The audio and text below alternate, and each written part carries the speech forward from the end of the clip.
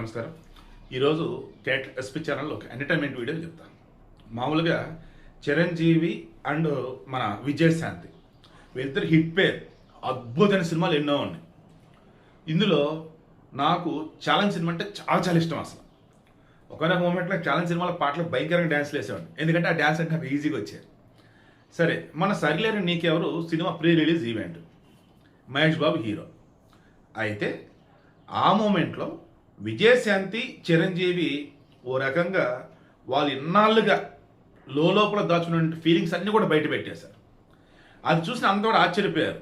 నిజమే కదా, వీళ్ళు గ్యాంగ్ లీడర్ సినిమా తర్వాత సినిమాలు తీయలేదేంటి, అన్నీ అంతకు ముందే ఉన్నాయి, ఆ తర్వాత లేవేంటి, అసలు ఏమైంది ఏంటి, ఇలా రకరకాలు. దానికి సంబంధించి నాకు ఒక చోట ఇంట్రెస్టింగ్ ఆర్టికల్ కనిపించింది. అది చెక్ చేసుకొని రీచెక్ చేసి ఇప్పుడు వీడియో ఇస్తూ ఉన్నాను. గ్యాంగ్ లీడర్ సినిమా తీసే నాటికి అవునన్నా కాదన్నా చిరంజీవి తోపు మెగాస్టార్. అసలు చిరంజీవి ఉంటే సినిమా హిట్ అనేది. ఆ చిరంజీవి దరిదాపడానికి ఎవరు లేరు. ఆ మూమెంట్లో విజయశాంతి కూడా లేడీస్ సూపర్ స్టార్గా మంచి పేరు తెచ్చుకుంది, కాస్త మూమెంట్ ఇంకా బోల్డెన్ సినిమాల్లో. అయితే గ్యాంగ్ లీడర్ సినిమా వచ్చే నాటికి ఆ సినిమా పోస్టర్లు ఎక్కడైనా కానీ అంటిస్తున్నప్పుడు కానీ ఆ పోస్టర్ డిజైన్లో కానీ చిరంజీవికి ఈక్వల్గా తనకు కూడా స్పేస్ ఇవ్వాలన్నట్టు పోస్టర్లో, అండ్ ఆ సినిమా కూడా రెమ్యునరేషన్ కూడా ఆమె చిరంజీవికి ఎంత ఇస్తే అంతే ఇవ్వాలని అడిగినట్టు, ఓ రకంగా ఆ సినిమా హిట్ అయింది తన వల్లేనే ఆమె క్రెడిట్ తీసుకుంది అన్నట్టు, ఇలా రకరకాల వార్తలు. ఒకనొక సందర్భంలో చిరంజీవికి ఈమెకి ఆ సినిమాలో చెస్ట్ టానిచ్చి కొన్ని సీన్స్ ఉంటాయి, అది జనానికి బాగా నచ్చిందంటూ. సో చిరంజీవిని అలానే ఎదిరించడం అన్నది జనాలకు బాగా రియాక్ట్ అయ్యారు, కనెక్ట్ అయ్యారు అన్నట్టు చెప్పేసరికి మెగా అభిమానులు చిరంజీవి కూడా తీసుకోలేకపోయారట. ఇక ఆ మూమెంట్లో చిరంజీవి నెక్స్ట్ మూవీ అన్నప్పుడు ఘరానా మౌడు నాకు తెలిసి తమిళంలో రజనీకాంత్ అండ్ విజయశాంతి, ఇక్కడ మన తెలుగులో వచ్చేసి మన చిరంజీవి అండ్ ఈమె నగ్మ. ఆ నగ్మాని ఈ సినిమాలో తీసుకోండి అని చెప్పింది మన చిరంజీవి అట. ఆ తర్వాత పలు సందర్భాలలో చాలాసార్లు కూడా విజయశాంతి తీసుకుందామని ఎవరైనా అడిగితే వద్దని వేరే వాళ్ళ పేర్లు నేను చెప్తూ ఉండేవాడట.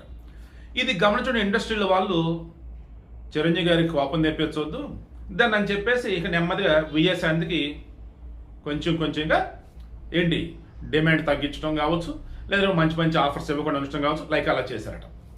ఆ తర్వాత ఏమైంది ఏంటి అన్నప్పుడు ఆమె రాజకీయాల్లోకి వచ్చింది, తల్లి తెలంగాణ పార్టీని పెట్టింది. ఆ తర్వాత ఆమె టీఆర్ఎస్లో విలీనం చేశారు. చిరంజీవి కూడా మన ప్రజారాజ్యం పార్టీని ఒకటి పెట్టారు, ఆ తర్వాత దానిని కాంగ్రెస్లో విలీనం చేశారు. ఆ తర్వాత ఆమె టీఆర్ఎస్ నుంచి బీజేపీకి వెళ్ళింది, మళ్ళీ బీజేపీ నుంచి కాంగ్రెస్ మళ్ళీ ఇటు మరి చివరికి ఇప్పుడు కాంగ్రెస్ ఎమ్మెల్సీగా ఉంది. కమింగ్ టు చిరంజీవి, ఈయన కాంగ్రెస్ విలీనం చేసిన తర్వాత తన పార్టీని ఎంపీ అయ్యాడు, కేంద్ర మంత్రి అయ్యాడు. ఇక ఆ తర్వాత రామ్ ఇక రాజకీయాలు నాకు వద్దు బాబు అని చెప్పి దూరం జరిగాడు. ఓవరాల్ మొత్తం ఎపిసోడ్ చూసినప్పుడు ఎలా ఉంటుందంటే, కొన్ని సందర్భాలలో ఇద్దరు కూడా సమోజ్జులు అనుకుంటూ ఉన్న మూమెంట్లోనే వారి మధ్య తెలిసిన విభేదాలు వస్తాయి. ఆ విభేదాలు వచ్చిన మూమెంట్లోనే ఆ తర్వాత వాళ్ళకి ఎవరి దారిలో వెళ్తున్నప్పుడు ఆఫర్స్ అనేవి వస్తూ ఉంటాయి. అవి యూటిలైజ్ చేసుకుని ఎదిగోళ్ళు కొంతమంది, ఇక చాలని దూరం అయ్యేలు కొంతమంది. రాజ్ కోటి ఈ పేరు కూడా మీరు వినుంటారు కదా, సంగీతం. రాజ్ కోటి ఇద్దరు కూడా కంపోజిషన్ సాంగ్స్ సూపర్ ఉంటాయి. ఆ తర్వాత మన కోటి గారు సక్సెస్ అయ్యారు, బట్ రాజ్ పాపం ఏమీ రేటు కూడా తెలియదు. సో ఇండస్ట్రీ ఎలా ఉంటుందంటే ఎప్పుడు కూడా అవతల కూడా అహం దెబ్బతినకూడదు, అట్ ది సేమ్ టైం ఆ ఫ్రెండ్లీ రిలేషన్ మెయింటైన్ చేయగలగాలి. ఓవరాల్గా అన్నప్పుడు ఒక సినిమా క్రెడిట్ అన్నప్పుడు అంతా ఒకరికి ఇస్తున్నప్పుడు మనం చూస్తూ ఉండాలి తప్ప నాకు కూడా ఇవ్వాల్సిన క్రెడిట్ అని చెప్పి మనం తీసుకొని ట్రై చేసుకోనుకోండి. మేము ఇస్తే కదా నువ్వు తీసుకోవాలి, దట్టు నువ్వు ఆడదానివి ఇండస్ట్రీలో ఉన్నప్పుడు మగవాడిదే పై ఇచ్చినట్టు కనుక వాళ్ళు ఫీల్ అయిపోతారు లోపల. దానికి ఎగ్జాంపుల్ అన్నప్పుడు మనం విజయశాంతి చెప్పవచ్చు. అఫ్ కోర్స్ ఆ తర్వాత ఆమె చాలా సినిమాలు చేశారు. ఆ తర్వాత లేడీ ఓరియంటెడ్గా ఎన్నో సినిమాలు హిట్ చేశారు. లేడీ అమితాబ్ అన్నారు, సూపర్ స్టార్, మంచి హిట్లు పడి ఉన్నాయి. బట్ అనుకున్న రీతిలో మాత్రం పాపకి ఆమెకు సరైన హిట్లు రాలేదు. అండ్ ఆ తర్వాత హిట్లు పడ్డా కానీ నేను చెప్పకుండా సినిమా కూడా లేదు. కారణం ఏంటంటే గ్యాంగ్ లీడర్. సో దీనికి సంబంధించి కావాలంటే మీరు కూడా ఒకసారి రీచెక్ చేసుకోండి. ఇండస్ట్రీ తెలుసుకుంటే అడగండి, వాళ్ళు చెప్తారు ఏమని. ఇండస్ట్రీలో క్రెడిట్ అనేది ఎవరికైనా ఇవ్వాల్సి వస్తే మగోడికి ఇస్తారు తప్ప లేడీస్కి ఇవ్వరు.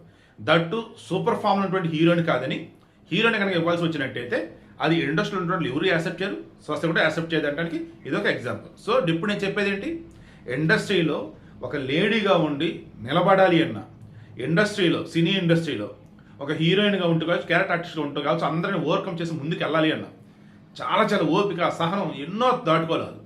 అందుకే సినిమాలో ఉన్నటువంటి హీరోయిన్లకు సంబంధించి కానీ క్యారెక్టర్ ఆర్టిస్ట్కి సంబంధించి కానీ లేడీస్ అన్నప్పుడు ఫస్ట్ రెస్పెక్ట్ అనేది ఇవ్వాలని చెప్తాను.